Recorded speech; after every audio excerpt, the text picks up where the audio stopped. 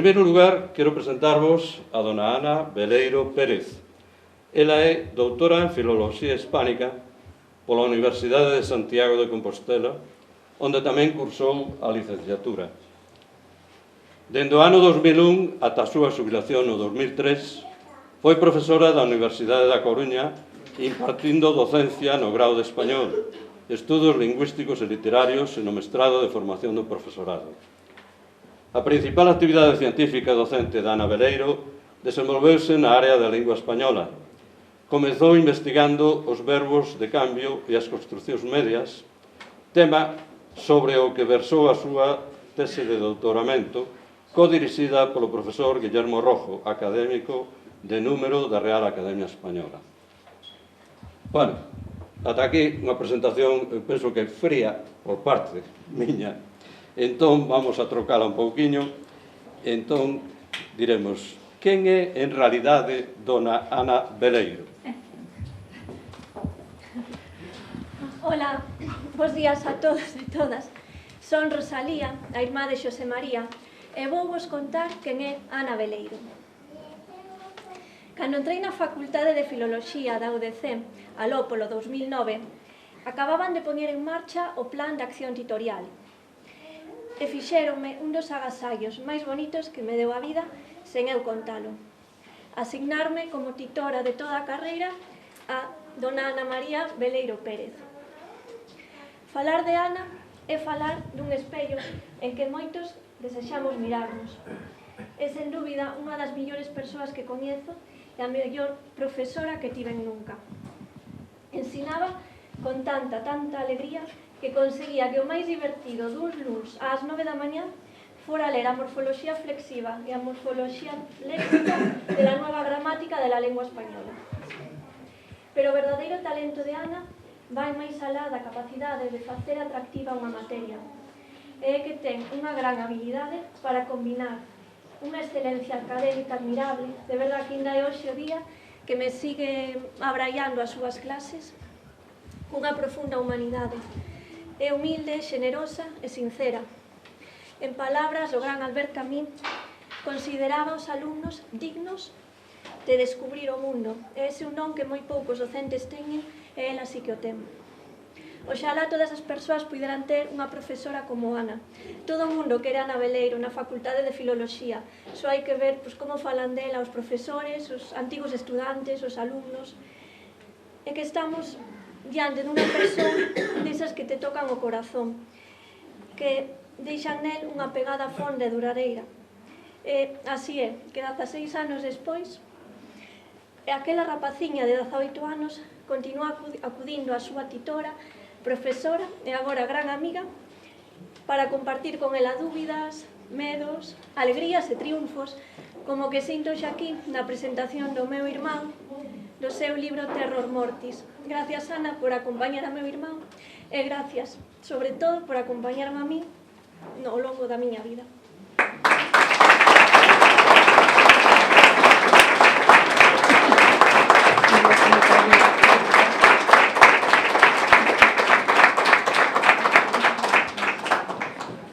La verdad es que las palabras que ha dicho Rosalía son totalmente inmerecidas. Y yo hoy quería que vierais en mí una persona objetiva en relación con la obra de Formoso. Pero la verdad es que sí, Rosalía y yo nos hemos entendido muy bien desde el principio y la considero a ella, además de una excelente alumna, fue una de los mejores alumnos de la Facultad de Filología de todos los tiempos hasta mi jubilación en el 2023, y además de eso una excelente persona, y ahora sé que es una docente también magnífica, que mira por la formación de sus alumnos y también por el acompañamiento personal, de tal manera que no puedo decir más que lo mismo que ella dijo de mí, que ha sido una suerte que la vida nos hubiera puesto en el mismo lugar aquel septiembre de 2009.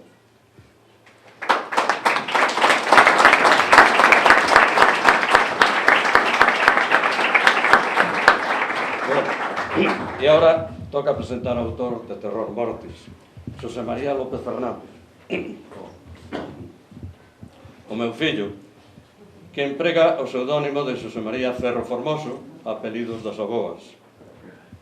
El, persoa moi concienciada na preservación do patrimonio e o noso pasado, e tamén en resguardar a memoria e a defensa das nosas raíces, aspectos que se ven reflexados na obra que hoxe se presenta. Ele é documentalista e técnico de xestión de patrimonio cultural. Traballa na empresa Cultureume, da que é socio, participando en proxectos de xestión cultural nas provincias da Coruña e Lugo e no eido asociativo das Bisbarras de Eume e Ortega. Bueno, sigue sendo presentacións frías, verdad que sí? Entón, vamos a darlle outra voltiña. Pero mirad as caras, porque xa pasou antes, non vos decatastes. Non o esperaban. Isto está para eles e inesperado. O único presentador que aquí había era ele. Entón, quen é realmente Xosé María López Fernández?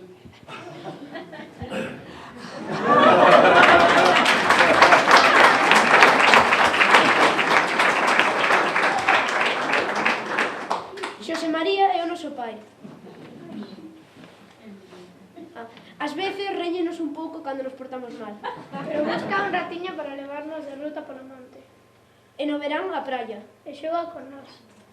A meu pai gustalle moito o patrimonio e a historia. Sempre que viaxamos nos leva a visitar museos. A min históricos e de armas. A min de natureza. Hai uns meses comezou a escribir esta novela de Terror Mortis. Estivo moitas horas pensando e escribindo.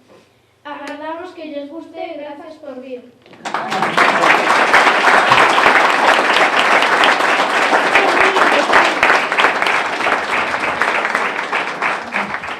Bueno, e agora, para rematar xa, permitidme que dé as grazas a estos axudantes e colegas que tuven hoxe, inesperados para eles. El relevo. Sí, esperemos que sí. Bueno, pois despois das presentacións, engadir que en canto ao libro, que eu funo lendo por capítulos. Segundo iba escribindo, mandaban por WhatsApp que eu iba lendo. E non sei se recordades, cando veo a televisión, pois que xa temos unhos anos, cando veo a televisión, que había aquelas series que eran semanais, e tiñas que agardar a semana seguinte para ver o capítulo. Pois a mí pasoume igual, neste caso. Bueno, unha última licencia. Aquí temos exposto, hoxe non, porque a tuvemos que retirar onte, unha exposición moi bonita de ferro reciclado. De verdad que paga a pena vela. Eu insisto, xa a segunda ou terceira vez que insisto neste tema, pero é que paga a pena vela pola creatividade que ten este home que as fai.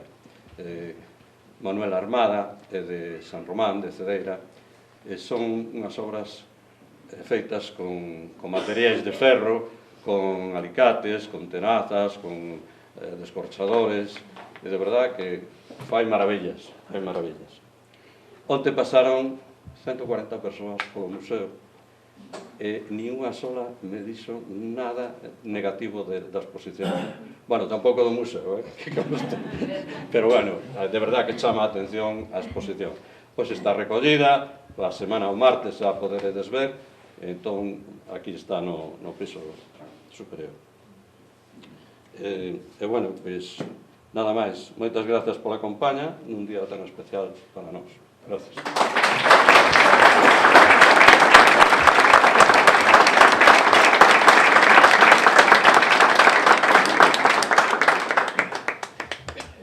Bueno, pois graciñas a todos por vir, por estar aquí con nós, como di meu pai, nun día tan especial.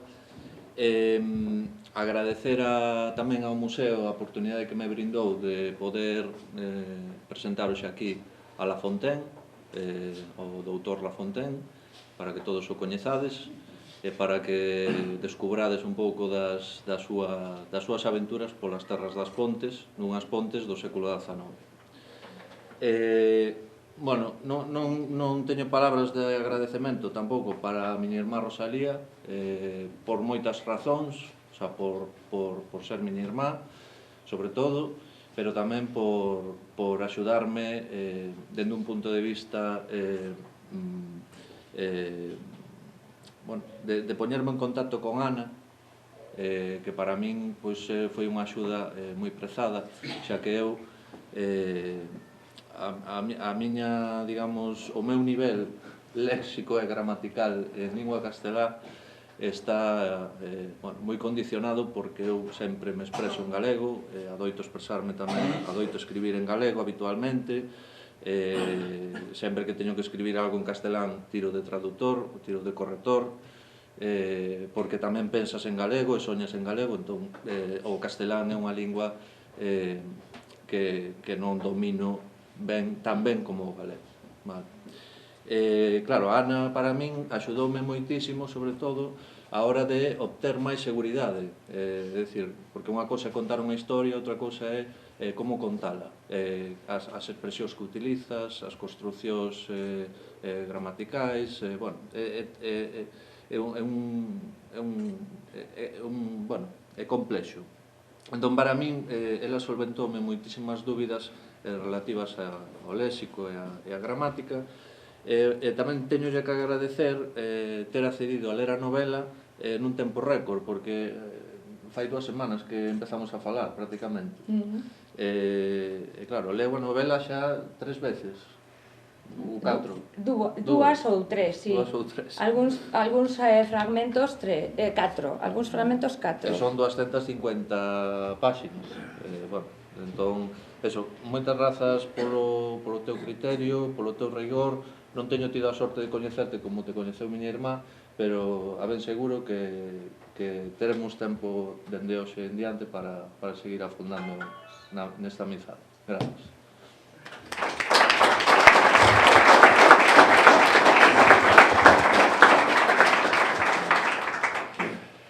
Bueno, pues la verdad es que para mí ha sido un placer, como lectora y como filóloga, entrar en el universo de ficción de nuestro amigo, de este autor, Xosé María Ferro Formoso.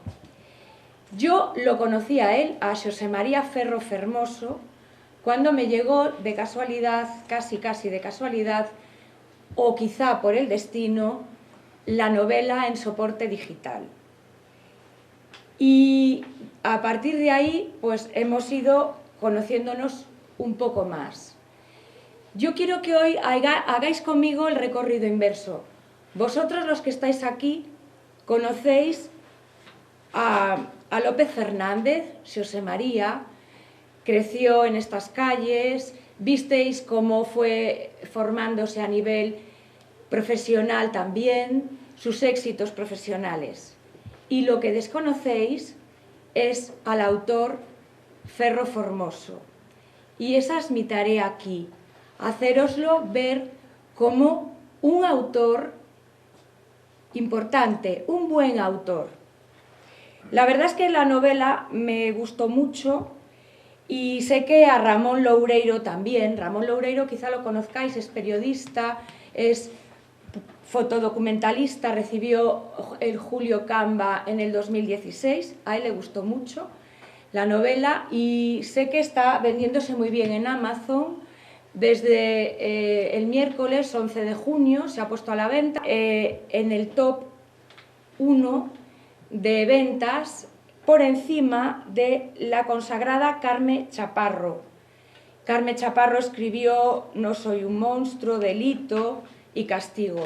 Pues nuestro Terror Mortis está más alto a nivel de ventas. Creo que podemos decir, y espero que podáis acabar conmigo pensando que hoy en Aspontes ha nacido un autor de novela policíaca. Y yo lo voy a demostrar desde una perspectiva objetiva, aunque es verdad que soy muy amiga de Rosalía, he querido ser objetiva hoy, como lectora, como filóloga y también foránea. José María López Fernández ha creado una buena novela policíaca clásica, muy buena novela.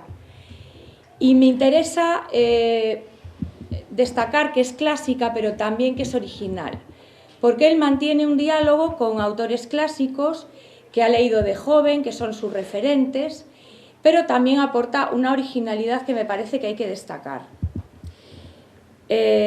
Los protagonistas, de los que creo que hablará él, a mí me han enamorado. También, no solo La Fontaine, al que él se refirió, sino también el Brigada Piñeiro, que ya lo conoceréis cuando leáis la novela. Y además, en una lectura pausada, se ve que hay una denuncia de un entramado complejo de corrupción entre miembros de las clases sociales dominantes y de las clases políticas. Y eso está muy de moda, por desgracia, hoy en día. Entonces, en el género, nosotros estamos ante una novela que pertenece al género policial, va a aparecer una situación delictiva, en este caso la muerte de un secretario municipal joven que se llama Eusebio Vilar, y a medida que va avanzando la novela se va complicando y mucho el argumento, hay muchas sorpresas. Y ha creado una novela clásica porque él ha bebido de autores del siglo XIX, de finales del XIX, relevantes en este género. A él le gusta Allan Poe, y se nota. Allan Poe creó el detective Dupin. Después también en la duplicidad de los dos protagonistas, de La Fontaine y de el Brigada Piñeiro, estoy viendo esa duplicidad, aunque son muy diferentes, pero hay también esa duplicidad que hay entre Sherlock Holmes y Watson, que conocemos todos, que creó pues Conan Doyle en el 87, en 1887. Estamos hablando de la misma época en la que Ferro Formoso ubica su novela. Y además él avanza y une la novela policíaca negra con el cómic, y se ve, pues, por ejemplo, en ese Brigada Piñeiro, en esa silueta que se recorta, en esas iluminaciones tenues del siglo XIX, muy interesante. Y también he visto guiños incluso al cine de suspense de Hitchcock, que todos conocemos, pues hay un campanario como el de Vértigo, hay un sueño, con ese psicoanálisis que hay en algunas películas de Hitchcock, en Los pájaros, en Vértigo también. Y todo esto, pues lo que podemos decir es que Ferro Formoso dialoga con los autores de culto, pero además construye un texto con voz propia. Yo también he visto, en el sentido de ese clasicismo que encuentro en la novela, pues he visto escritores clásicos del romanticismo y del realismo españoles. Por ejemplo, he visto algunas cosas de Rimas y leyendas de Bécquer, esa atmósfera tétrica, terrorífica que nos suena a gótico. He visto también maneras de escribir parecidas, muy depuradas, de Galdós, de nuestra Emilia Pardo Bazán. Él utiliza unas comparaciones que me encantan. Tengo una lista de fragmentos de estilo maravillosos, pero claro, sería muy largo leerlos aquí. Él mezcla imágenes sensoriales, huele a caldo, huele a pulpo, huele a humedad su novela a través de la pituitaria de La Fontaine. Utiliza metáforas muy creativas, nuevas, y a veces, bueno, voy a leer, tengo que leer algo porque es que me ha encantado.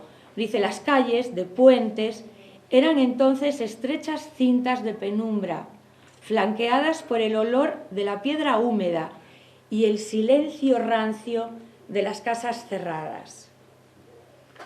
Pues bien, además, ¿por qué se sale de lo clásico? Porque os digo que, claro, que es fácil, a lo mejor, o no tanto, dialogar con un nivel tan bueno con el que lo hace Ferro Formoso, dialogar con estos autores de culto. Pero lo que él aporta es originalidad, porque él la ubica, y esto os interesa muchísimo a los ponteses y pontesas, la ubica en Aspontes entre marzo y septiembre de un año de finales del siglo XIX, 1888. Bien, no va a ser la Bretaña francesa de Dupin, ni tampoco la Suecia. Quienes hayáis leído Saga Millennium, pues no es Suecia, esto es Aspontes. Se llama Puentes porque, con el rigor histórico que caracteriza a nuestro José María, Puentes se usaba ese topónimo en el siglo XIX. No se usaba en absoluto Aspontes, el topónimo gallego.